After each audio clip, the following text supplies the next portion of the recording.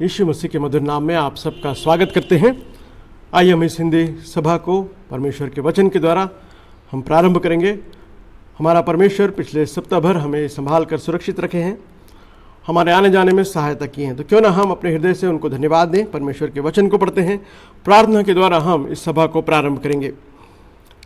परमेश्वर का वचन कहता है कि हम उनकी को धन्यवाद दें, उनकी स्तुति और प्रशंसा करें। हे परमेश्वर, सियोन में स्तुति तेरी बाट जोती है और तेरे लिए मन्नतें पूरी की जाएंगी। हे प्रार्थना के सुनने वाले, सब प्राणी तेरे पास आएंगे। अधर्म के काम मुझ पर प्रबल हुए हैं, हमारे अपराधों को तू ढांप देता। क्या ही धन्य है वह जिसको तूने चुनकर अपने समीप आने देता है, कि वह तेरे आंगनों में वास करे और तेरे भवन के अर्थात तेरे पवित्र मंदिर के उत्तम उत्तम पदार्थों से तृप्त हों। आइए अपनी आंखों को बंद करते हैं और हम अपने हृदय से परमेश्वर को धन्यवाद देते हैं। प्रार्थना करेंगे। सर्वशक्तिमान परमेश्वर, दयालु पिता, हम धन्यवाद देते हैं इस अच्छे समय के लिए। इस पुनरुत्थान के दिन एक बार फिर से प्रभु जी हम आपके पवित्र उपस्थिति में इकट्ठे होकर आपके नाम की महिमा और स्तुति प्रशंसा को करते हैं। हाँ प्रभु जी, आप राजाओं के राजा, प्रभु के प्रभु हमारे परमेश्वर हैं, हमारी प्रार्थनाओं को सुनने वाले परमेश्वर हैं, हमारे परिस्थितियों को जानने वाले परमेश्वर हैं। और प्रभु जी, हमारे जीवन में कभी भी किसी प्रकार की भी तकलीफों में आप विश्वास योग्य परमेश्वर, इसलिए धन्यवाद देते हैं। हाँ प्रभु जी, पिछले महीने भर आपने हमें संभाल के रखा। इस सितंबर के महीने के आखिरी सप्ताह के पहले दिन इस प्रकार हम सब इकट्ठे होकर अपने अपने घरों में आपकी आराधना और स्तुति प्रशंसा कर पा रहे हैं। हाँ प्रभु जी, आपने सितंबर के महीने तक हम सबों को सुरक्षित रखा, हमारे हर एक बातों में आप हमें बलवंत किया, इसलिए धन्यवाद देते हैं। आपके वचन के द्वारा आपने हमें बलवंत किया, आपकी इच्छा के अनुसार, आपके ज्ञान के अनुसार बढ़ने में आपने सहायता की, इसलिए प्रभु जी हम आपको धन्यवाद देते हैं। प्यारे परमेश्वर, आज के इस समय को आपके हाथों में सौंपते हैं। आपके वचन के द्वारा आप हमसे बोलिए और बातचीत कीजिए, ताकि हम सब आपके वचन को सुनकर आपके वचन की जो मधुरता है उसे अपने जीवन में अनुभव करते हुए हम अपने जीवन के द्वारा आपके नाम की बढ़ाई कर सके, आपके नाम को ऊंचा उठा सके। प्यारे परमेश्वर, हम सबों को आपके हाथों में सौंपते हैं। हम सब प्रभु जी आपके बच्चे हैं, इसलिए धन्यवाद देते हैं। आपने हमें चुना है, अपने इकलौते बेटे यीशु मसीह के द्वारा आपने हमारे जीवन में जो बड़े कार्य को किए हैं उसको एक बार फिर से हम स्मरण करते हैं। हमारे बदले प्रभु जी आपने एक मानव रूप धारण कर इस दुनिया में आए और हम सबके बदले उस दर्दनाक मृत्यु को क्रूस पर सहकर आपने हम सबों को अनंत काल के जीवन में चलाया, इसलिए धन्यवाद देते हैं। जितने भाई बहन यीशु मसीह के उस महान कार्य पर विश्वास करते हैं उन सबों को आपने बेटा और बेटी होने का अधिकार दिया, इसलिए धन्यवाद देते हैं। हाँ प्रभु जी, हम उसी अधिकार को लेते हुए एक बार फिर से आपके पवित्र आसन में इकट्ठे होकर अपने हृदय से आपको धन्यवाद देते हैं। हम सबों को प्रभु जी आपके बलवंत हाथों में समर्पित करते हुए आपके मधुर कार्यों को एक बार फिर से स्मरण करते हुए आपके वचन को पढ़ते हुए आपके नाम की महिमा करने के लिए सहायता कीजिए। हम प्रभु जी गीतों के द्वारा आपके नाम की महिमा करने के लिए सहायता कीजिए। हमारे लाला गुरु बैप्टिस्ट संघ चर्च के लिए हम धन्यवाद देते हैं। इस कलीसिया में प्रभु जी आपकी आशीष को हम चाहते हैं। इस कलीसिया के पासवानों के लिए हम धन्यवाद देते हैं। इस कलीसिया के अधिकारियों के लिए हम धन्यवाद देते हैं। प्यारे परमेश्वर, आप उनके जीवन के द्वारा आपके नाम की महिमा होने पाए, हमारी प्रार्थना है। हमारे कलीसिया के हर एक परिवारों के लिए हम धन्यवाद देते हैं। उनके जीवन में आपके अनुग्रह, आपकी दया को हम चाहते हैं। प्यारे परमेश्वर, आप ऐसा होने देंगे, इसलिए धन्यवाद देते हैं। विशेष तौर से इस समय को आपके बलवंत हाथों में समर्पित करते हैं। आप ही आशीष दीजिए, ताकि हम सब आपके वचन के चलाए चलते हुए आपके नाम की महिमा स्तुति प्रशंसा कर सके। हम सबों को इस समय को आपके बलवंत हाथों में समर्पित करते हुए इस प्रार्थना को हमारे उद्धारकर्ता प्रभु यीशु मसीह के मधुर और मीठे नाम से मांगते हैं, आमीन। आइए हम एक गीत गाते हुए परमेश्वर की स्तुति और प्रशंसा को करते हैं।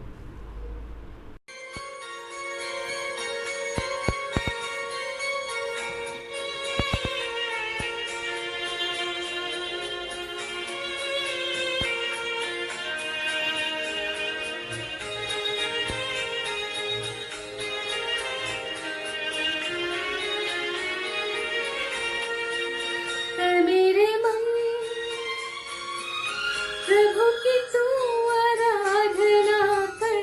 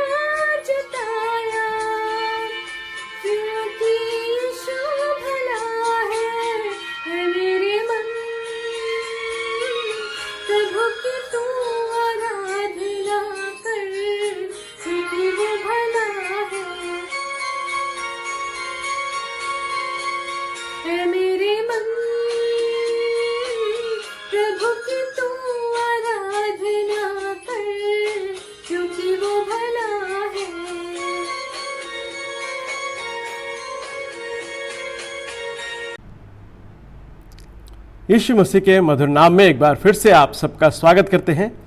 इस पुनरुत्थान के दिन हम सब जीवितों के मध्य हैं और उस महान जीवित परमेश्वर की आराधना और स्तुति प्रशंसा कर पा रहे हैं। सचमुच में हमारे परमेश्वर महान हैं, उनके कार्य, उनकी योजनाएं हम सब के लिए महान हैं। इस दुनिया में जब हम रहते हैं तो सचमुच में हमारा जीवन जो है बहुत सी कठिनाइयों से गुजर रहा है और कठिनाइयों में हम देखते हैं कि हमारा जीवन जो है हर पल अलग अलग प्रकार की कठिनाइयों का सामना कर रहे हैं और हम उन कठिनाइयों के बीच में अपने जीवन को बिता रहे हैं और उन कठिनाइयों के बीच में हम कई बार हम उदास और हताश हो जा रहे हैं और इन सब कठिनाइयों के बीच में हम कई बार जो है अपने मन में या अपने सोच में, अपने विचारों में हम थक जा रहे हैं। परंतु इन सब के बीच में एक बात हमें समझने की जरूरत वो ये है कि इस कठिन समय में, इस कठिन जीवन में अगर कुछ खुशी की बात या कुछ हमारे जीवन को उत्साह करने वाली बात कुछ है तो वो है परमेश्वर की विश्वास योग्यता। सो इस कठिन जीवन में परमेश्वर की विश्वास योग्यता को हमें समझने की जरूरत है, क्योंकि हम जितने दिन इस दुनिया में जीते हैं हमारे जीवन में कठिनाइयाँ जरूर आएंगी और कठिनाइयों के बीच में हमें जीना भी है। और परमेश्वर का वचन हमें इस बात को बताता है कि हमारे जीवन में कठिनाइयाँ आएंगी। यीशु मसीह भी अपने शिष्यों को उन्होंने इस बात को बहुत ही स्पष्ट रूप से उन्होंने बताया कि तुम्हारे जीवन में कठिनाइयाँ होंगी, लेकिन इन कठिनाइयों के बीच में जब हम परमेश्वर के विश्वास योग्यता को जब देख पाते हैं तो ये कठिनाइयाँ जो है हमारे जीवन में एक बहुत ही आनंद का कारण को देखने में हमारी सहायता करती हैं। तो इसलिए आज इस संध्या काल के समय मैं जो टॉपिक चुना हूँ, the life is tough but God is faithful. Life is tough but God is faithful. जीवन कठिन है परंतु परमेश्वर विश्वास योग्य है और उनकी विश्वास योग्यता हम बाइबल में बहुत से उनके जनों के जीवन में देखते हैं। अगर हम बाइबल में अगर देखें तो बाइबल में उत्पत्ति से लेकर हम रेवलेशन तक, प्रकाशित वाक्य तक जितने भी परमेश्वर के दास हैं उन सब के जीवन में हम कठिन समय को देखते हैं। लेकिन उन कठिन समयों के बीच में परमेश्वर के लोगों ने परमेश्वर की विश्वास योग्यता को भी उन्होंने अनुभव किया, उन्होंने चखा और उस बात को हम बाइबल में बहुत ही स्पष्ट रूप से देखते हैं। तो आज मैं बाइबल में से 2 या 3, अगर समय साथ दे तो 4 लोगों के बारे में आपके साथ बांटना चाहूँगा, लेकिन 3 लोगों के लिए तो जरूर मैं आपके साथ बांटना चाहूँगा जो कठिन समय में भी परमेश्वर की विश्वास योग्यता के लिए परमेश्वर को धन्यवाद दिए हैं। उसमें पहला जो व्यक्ति है वो उत्पत्ति की किताब उसके 37 चैप्टर में हम देखते हैं जोसेफ, यूसुफ के जीवन में।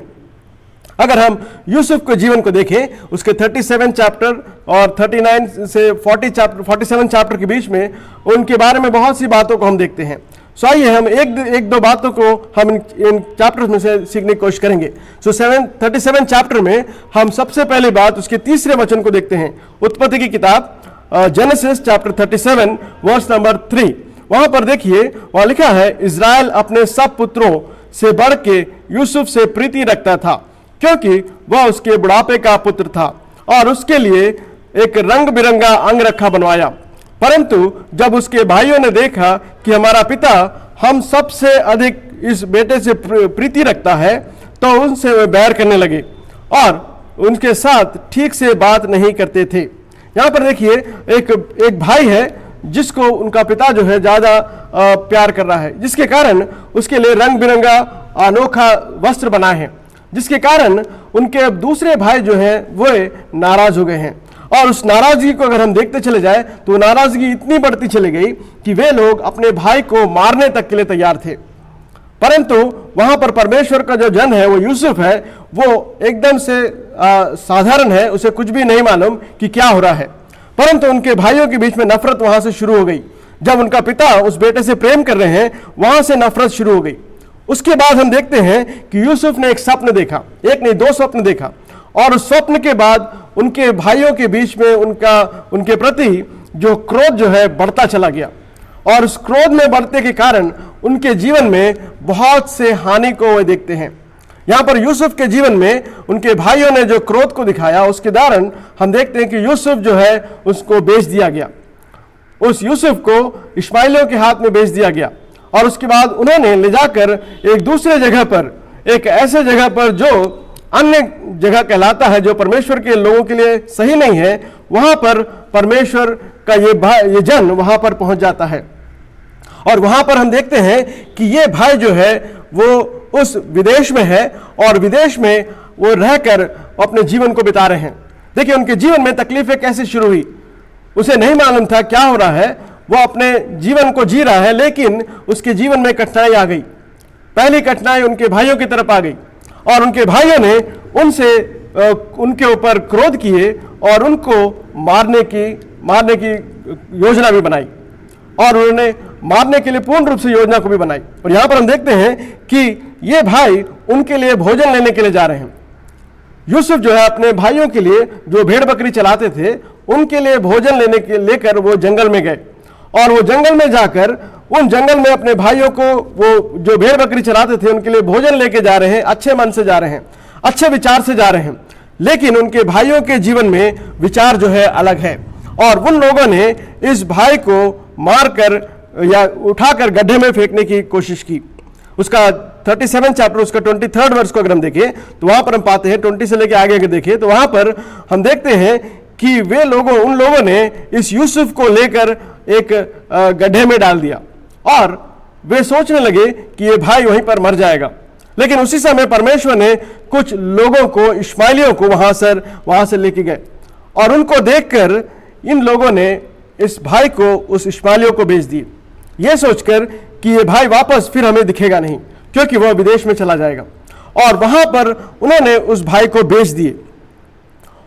और वहां पर हम रूबेन के द्वारा एक कार्य को देखते हैं। रूबेन जो है वो अपने भाई को बचाने के लिए उस गड्ढे से निकालकर इन इश्माएलियों को वो बेच देते हैं। और उसके बाद अगर हम देखें तो इन लोगों ने, भाइयों ने जाकर अपने पिता को बताया कि ये भाई मर गया है।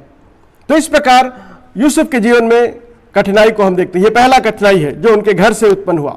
दूसरी कठिनाई को अगर हम देखें तो दूसरी जो कठिनाई है वो जो विदेश में रह रहा है वहां पर हम देखते हैं। उसके 39 चैप्टर से अगर हम देखें तो 39 चैप्टर में वहां पर एक और मुश्किल को हम देखते हैं।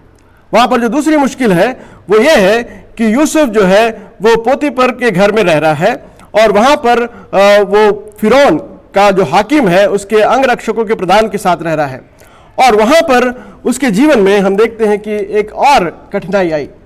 जब वो बहुत अच्छे से अपने काम को कर रहा था, सबके बीच में उनका नाम जो है बहुत ही अच्छा था, तब हम देखते हैं कि 39 चैप्टर उसके 2 से लेकर 5 वर्ष को देखें, यूसुफ एक मिस्री स्वामी के घर में रहता था और यहोवा उसके संग था। देखिए इस बात को हम देख सकते हैं, कठिनाइयों के बीच में यहोवा उसके संग था, विदेश में यहोवा उसके संग था, इसलिए वह भाग्यवान पुरुष हो गया।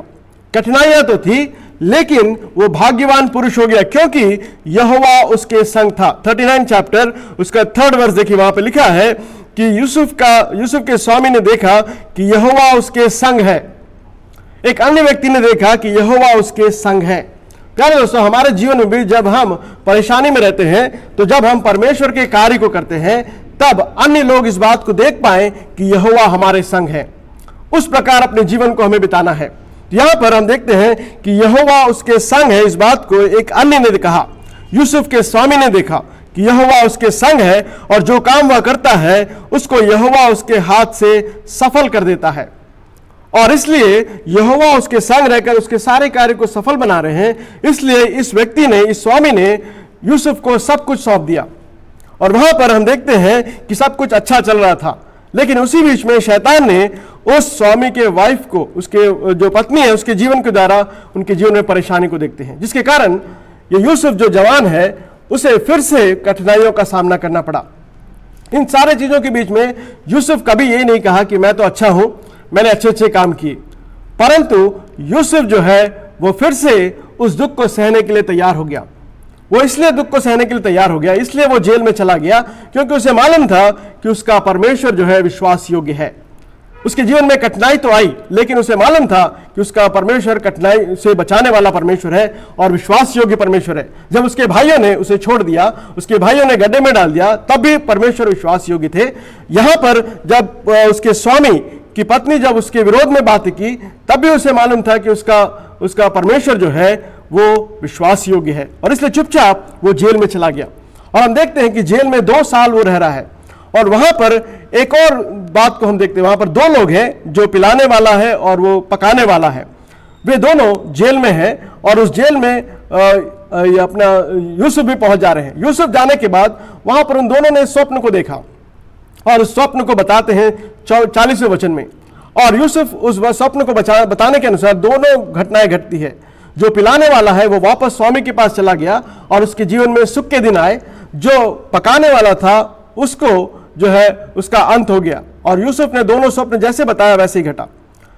उसको सुनने के बाद और 2 साल वो जेल में थे। और जेल में जब थे तब हम देखते हैं कि फिरौन ने एक स्वप्न देखा। 2 साल जेल में तकलीफ में है, लेकिन इस कठिनाइयों के बीच में उसने कभी भी दुख नहीं सहा, परंतु वो हमेशा परमेश्वर की विश्वास योग्यता को अपने जीवन में अनुभव करता रहा और जो भी काम उसे मिलता था वो उसे पूरा करता रहा। तो यहाँ पर हम 2 साल के बाद, 2 साल जेल में है, 2 साल के बाद हम देखते हैं कि फिरौन जो वहाँ पे जो मुखिया है उसके जीवन में एक स्वप्न को देखता है। स्वप्न को देखकर वो बहुत ही घबरा जाते हैं। और स्वप्न के बारे में हम 41वें वचन में देखते हैं। वहाँ पे 41वें वचन उसके पहला वर्ष को अगर हम देखें, वहाँ लिखा है, पूरे 2 वर्ष बीतने पर फिरौन ने यह स्वप्न देखा कि वह नील नदी के किनारे खड़ा है और उस नदी में से 7 सुंदर और मोटी मोटी गायें निकलकर कछार से घास खाने लगी। और उसके बाद उसने क्या देखा कि 7 गायें उसके पीछे पीछे जो कुरूप और दुर्बल थी नदी से निकली और दूसरी गायों ने निकट में आकर उस बलवंत गायों को खा लिया। इसे देखकर वो बहुत ही घबरा गए। उसके बाद थोड़ा और जब वो सोए तो उन्हें फिर से एक बार स्वप्न देखा और स्वप्न में क्या देखा कि 7 पुले हैं जो बहुत ही बलवंत पुले हैं। और उसके बाद उसने स्वप्न में देखा कि और एक 7 जो दुर्बल पुले हैं वे आकर उस बलवंत पुलों को खा लिया। और इस स्वप्न को देखकर वो बहुत ही घबरा गए। हम उसके 6-7 वचन को देखें तो वहां पर हम उस बात को देखते हैं। और 8वें वचन में, भोर को फिरौन का मन व्याकुल हुआ और उसने मिस्र में सब ज्योतिषियों को बुलाकर उसका के बारे में बताने को कहा, परंतु किसी ने भी उसके स्वप्न को नहीं बता पाए। और तब 2 साल के बाद ये पिलाने हारे को याद आया कि जेल में जो यूसुफ है वो बता सकता है, तो उसे वापस फिर से बुलाया गया। और देखिए वहां पर परमेश्वर ने उस कार्य को किया जो कोई नहीं कर पा रहे थे। ना कोई ज्योतिष, ना कोई मंत्र पढ़ने वाले या किसी प्रकार के ज्ञानवान लोग जिस बात को नहीं बता पाए, किसी प्रकार के पंडित नहीं बता पाए, उस बात को यूसुफ बता रहे हैं। और उसके बाद हम देखते हैं कि परमेश्वर ने यूसुफ को जेल से हटाकर निकालकर उसे एक प्राइम मिनिस्टर बना दिया। From prisoner to prince, he became from the prisoner to prince. ये परमेश्वर की विश्वास योग्यता है। कठिनाई आई, लेकिन उनके कठिनाइयों के बीच में परमेश्वर की विश्वास योग्यता को हम देखते हैं। और वहां पर उसने उस कार्य को किया जो कोई नहीं कर पा रहे थे। और यूसुफ ने उस कार्य को करते हुए उन्होंने बहुत ही अच्छे रूप से हमें एक बहुत ही अच्छे एक बात को बता रहे हैं। वो ये है कि परमेश्वर कोई भी काम जब करते हैं तो उसमें हमारी भलाई होती है। और उसके बाद हम सारी बातों को जानते हैं कि उनके भाइयों ने भोजन लेने के लिए उनके पास आए और उसके बाद उनके भाई बहुत ही घबराए गए थे कि मेरा भाई क्या करेगा, शायद बदला लेगा। लेकिन यूसुफ ने बदला नहीं लिया, परंतु यूसुफ ने परमेश्वर की विश्वास योग्यता को बहुत ही सरल रूप से बताए हैं।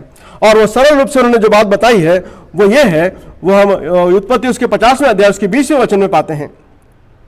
उन्होंने कहा, यद्यपि तुम लोगों ने मेरे लिए बुराई का विचार किया था, परंतु परमेश्वर ने उसी बात में भलाई का विचार किया, जिससे वह ऐसा करे जैसा आज के दिन प्रकट है, कि बहुत से लोगों का प्राण बचे। इसलिए अब मत डरो, मैं तुम्हारा और तुम्हारे बाल बच्चों का पालन पोषण करता रहूंगा।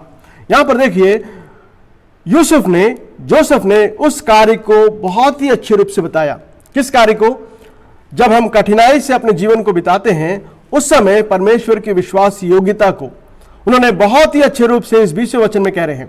ये 20वां वचन हमारे लिए हमेशा मेमोरी वर्स के रूप में होना चाहिए। वो ये है कि आपने जो कार्य किया, आपने बुरे विचार से किया, परंतु परमेश्वर ने उसी बात में भलाई का विचार किया है। उस बात को हमें सीखने की जरूरत है। ये केवल पवित्र आत्मा परमेश्वर हमें सिखा सकता है। जैसे यूसुफ ने उस बात को कहा, वैसे ही मैं और आप भी उस बात को करने के लिए, उस बात को अनुभव करने के लिए परमेश्वर हम सबों को सहायता करे। यहां पर देखिए उन्हें कहा कि मैंने मेरे जीवन में जो भी कठिनाई आई है उसे मैं याद नहीं रखता, क्योंकि मुझे मालूम है कि परमेश्वर विश्वास योग्य है। और इसीलिए तुम्हारी बुराई से बढ़कर परमेश्वर की भलाई मेरे लिए जरूरी है। और मैं परमेश्वर की भलाई को जानता हूं, इसलिए आज का दिन मैं तुम सबों को के जीवन में दुख को नहीं लाऊंगा, परंतु तुम्हारे और तुम्हारे बाल बच्चों के जीवन में परमेश्वर की आशीष को मैं देना चाहता हूं। परमेश्वर आप सबों को आशीष दे, ये मैं चाहता हूं। That is what the life of Joseph was. तो हमने जोसेफ के जीवन से देखा कि उसके जीवन में कठिनाई आई, उनके भाइयों के द्वारा, परिवार के द्वारा, उनके काम करने के जगह पर और जेल में, अलग अलग जगहों पर उन्होंने सब प्रॉब्लम तो देखा, लेकिन उन सारे समयों में परमेश्वर उनके साथ थे। आज भी हमारे जीवन में हम अलग अलग प्रकार के कठिनाइयों को देखते हैं। कई बार हमारे परिवार की तरफ से कठिनाइयाँ होती है, कई बार हम जहाँ पे कार्य कर रहे हैं वहाँ पर कठिनाइयाँ हो सकती है, कई बार हम गलत ना करने पर भी हम कठिनाइयों को अपने जीवन में देखते हैं। उस समय यूसुफ का जीवन हमें दिखाता है कि हम परमेश्वर की विश्वास योग्यता को हम समझें, परमेश्वर के फेथफुलनेस को हम समझें, और परमेश्वर तब हमें और भी अधिकाई से आशीष दे सकते हैं, आशीष देने वाले हैं, जैसे उन्होंने जोसेफ के जीवन में दिया। आइए हम दूसरे व्यक्ति की ओर देखते हैं। दूसरा व्यक्ति भी करीब करीब इसी प्रकार है, परंतु वो और भी अच्छे रूप से हमें परमेश्वर के प्रेम को बताने के लिए इस किताब में, बाइबल में हम उस बात को देखते हैं। दूसरा जो व्यक्ति है वो दानियल है। दानियल के जीवन में हम देखें तो दानियल का जीवन भी जो है वो बहुत ही कठिनाइयों से भरा हुआ जीवन था। दानियल का जीवन बहुत ही कठिनाइयों से था, जहां पर वे अपने परिवार लोगों को, अपने देश को और अपने सारे अच्छे चीजों को छोड़कर विदेश में पहुंच गया। अगर हम दानियल की किताब उसके पहले अध्याय में आए तो वहां पर हम पाते हैं कि यहूदा के राजा यहोयाकीम के राज्य के 3रे वर्ष में बेबीलोन का राजा नबूकदनेस्सर ने यरूशलेम पर चढ़ाई करके उसको घेर लिया। तब परमेश्वर ने यहूदा के राजा यहोयाकीम और परमेश्वर के भवन के कई पात्रों सहित उसके हाथ में कर दिया, और उसने उन पात्रों को शिनार देश में और अपने देवता के मंदिर में ले जाकर अपने देवता के भंडार में रख दिया। तब उस राजा ने अपने खोजों के प्रधानों और अश्पनज को आज्ञा दी कि इजरायली राजपुत्रों के प्रतिष्ठित पुरुषों में से कई ऐसे जवानों को ला जो निर्दोष, सुंदर, सब प्रकार की बुद्धि में प्रवीण और ज्ञान में निपुण और विद्वान और राज मंदिर में हाजिर रहने के योग्य हो। तो यहाँ पर देखिए, हम देखते हैं कि नबूकदनेस्सर जो है बेबीलोन का राजा, उन्होंने इजराइल पर राज्य किया और उस पर आक्रमण किया, आक्रमण करके उन्हें बंदी बना लिए, और वहां पर उसने दानियल को चुना। दानियल के बारे में लिखा है जो निर्दोष, सुंदर और सब प्रकार के बुद्धि में प्रवीण था। एक ऐसा व्यक्ति जो परमेश्वर का चुना हुआ व्यक्ति, जो निर्दोष था, जो दिखने में सुंदर था, सब प्रकार के बुद्धि में प्रवीण था और ज्ञान में निपुण और विद्वान था। उसको उसके जीवन में देखिए कैसे परेशानी आ रही है। एक ऐसा व्यक्ति जो परमेश्वर की इच्छा के अनुसार अपने जीवन को बिता रहा था, अचानक उसके जीवन में कठिनाई आ गई, उसको देश छोड़ना पड़ा और विदेश में आ रहे हैं। विदेश में जो है उनका जीवन जो है कठिनाइयों में है, और उस कठिनाइयों के बीच में अगर देखिए दानियल का जीवन किस प्रकार था। जिस प्रकार हमने जोसेफ के जीवन में देखा, उसी प्रकार दानियल के जीवन में भी हम देखते हैं। उसका पहला अध्याय, दूसरा अध्याय और पहला अध्याय में अगर हम देखें, उसके दूसरा 8वें वचन को हम पढ़ते हैं, वहां लिखा है, परंतु दानियल ने अपने मन में ठान लिया कि वह राजा का भोजन खाकर और उसके पीने का दाखमधु पीकर अपवित्र ना होए। देखिए, विदेश में है, कठिनाइयों में है, लेकिन उसका मन पक्का है। वो ये है कि कोई भी ऐसा कार्य नहीं करेंगे जिससे परमेश्वर दुखी हो। कठिनाइयां तो है उसके जीवन में, लेकिन वो परमेश्वर की विश्वास योग्यता पर अपने आप को आधार बनाते हुए उसने ठान लिया कि वो कार्य नहीं करेंगे जिससे उसका जीवन जो है अपवित्र हो जाए। तो यहां पर हम सीखते हैं दानियल से, उसके जीवन में कठिनाइयां देखिए अचानक आ गया। जवान बच्चा था और उसके जीवन में अचानक कठिनाई आ गई, और उस कठिनाई में वो निर्णय ले रहे हैं। क्या निर्णय ले रहे हैं? मैं कुछ भी ऐसा काम नहीं करूंगा जिससे मेरा जीवन अपवित्र हो जाए, या मैं परमेश्वर के सामने अपवित्र हो जाऊं। ये कठिनाइयां तो आई हैं, लेकिन मेरा परमेश्वर विश्वास योग्य है। और उस बात को हम यहाँ पर 2-3 महत्वपूर्ण घटनाओं से सीख सकते हैं। पहली घटना जो हम देखते हैं दानियल के जीवन में, वो दूसरा अध्याय उसके 28वें वचन में पाते हैं। दूसरा अध्याय उसके 28वें वचन को अगर हम देखें, वहां पर लिखा है, वहां पर वो नबूकदनेस्सर एक स्वप्न को देखते हैं, और जिसके कारण यहां पर भी बहुत सारे लोग, बहुत से ज्ञानवान लोग उस स्वप्न के बारे में बता नहीं पाते हैं। ऐसे समय में परमेश्वर दानियल को चुनते हैं, और दानियल जो है उस बात को बताने के लिए समय मांगते हैं, और वे प्रार्थना में अपने समय को बिताते हुए जब वो वापस आते हैं, तब वो परमेश्वर के उस कार्य को लोगों के सामने रखते हैं। देखिए, उसके लिए मैं आपके लिए पढ़ना चाहूंगा जो दूसरा अध्याय उसके 28वें वचन में किस प्रकार दानियल परमेश्वर की विश्वास योग्यता को बता रहे हैं। हमने टफ टाइम देखा दानियल के जीवन में, अब देखिए उसके जीवन में टफ टाइम के बीच में उसने किस प्रकार परमेश्वर की विश्वास योग्यता को स्मरण कर रहे हैं। दूसरा अध्याय उसके 28वें वचन में देखते हैं, परंतु भेदों को प्रकट करने वाला प्रकटकर्ता परमेश्वर स्वर्ग में है, और उसी ने नबूकदनेस्सर राजा को बताया कि अंत के दिनों में क्या क्या होने वाला है। तेरे स्वप्न और जो कुछ तूने पलंग पर पड़े हुए देखा है वह यह है। देखिए यहां पर परमेश्वर का जो दास है वो कह रहा है कि किस प्रकार परमेश्वर मेरे साथ में है। उसने ये नहीं कहा कि इस दुख में मैं हूं, परंतु कह रहे हैं कि प्रकटकर्ता परमेश्वर जो स्वर्ग में है वो राजा के लिए सारी बातों को बताई। उसने घमंड नहीं किया कि जो स्वप्न उसने देखा उसमें उसका ज्ञान है, परंतु उसने कहा कि परमेश्वर मुझ पर इस बात को प्रकट की है। ये पहली बात को हम देखते हैं जहां पर वो परमेश्वर की विश्वास योग्यता को बता रहे हैं। दूसरी बात अगर हम देखें उसके 6वें अध्याय में हम आते हैं, उसके 6वें अध्याय में दूसरी महत्वपूर्ण बात को देखते हैं जहां पर फिर से एक बार जो है दानियल जो है परेशानी में है और लोगों ने उसके विरोध में जो है उस कार्य को किया।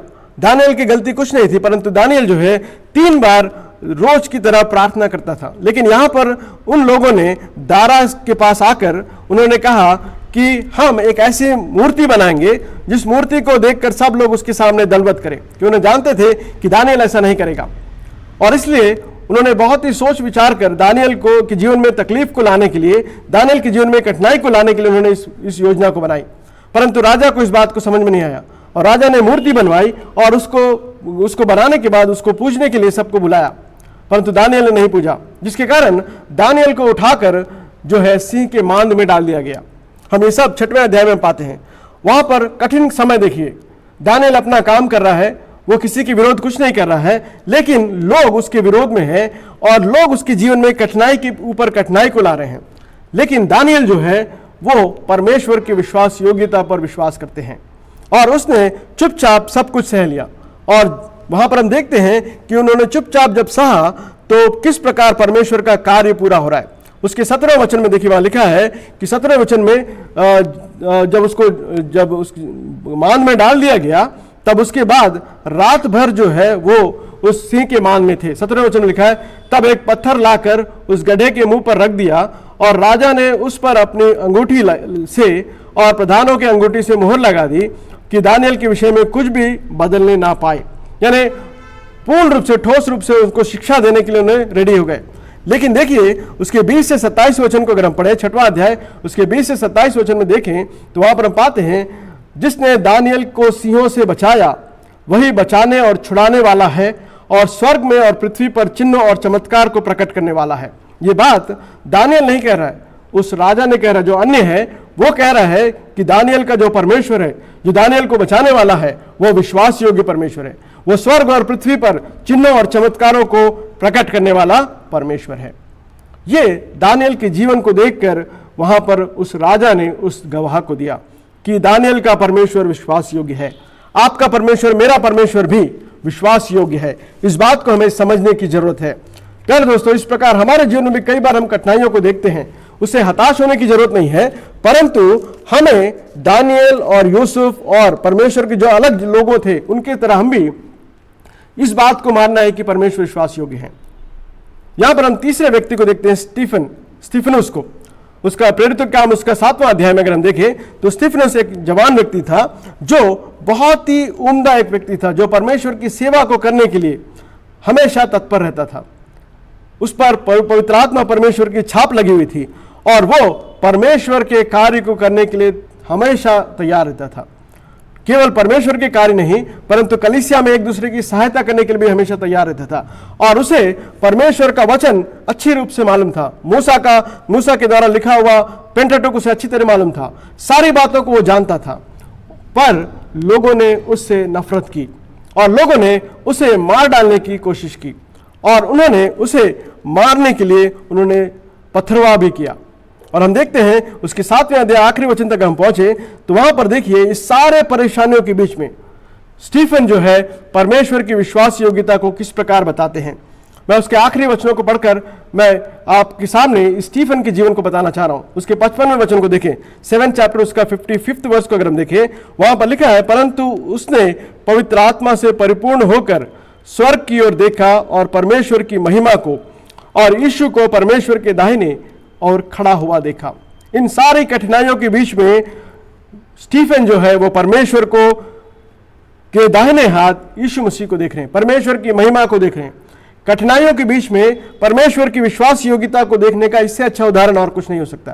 देखिए यहां पे लिखा है, लोग उनको पथरवाह कर रहे हैं, लेकिन वहां पर स्टीफन जो है पवित्र आत्मा से परिपूर्ण होकर स्वर्ग की ओर देखा और परमेश्वर की महिमा को और यीशु के को परमेश्वर के दाहिने ओर खड़ा हुआ देखा।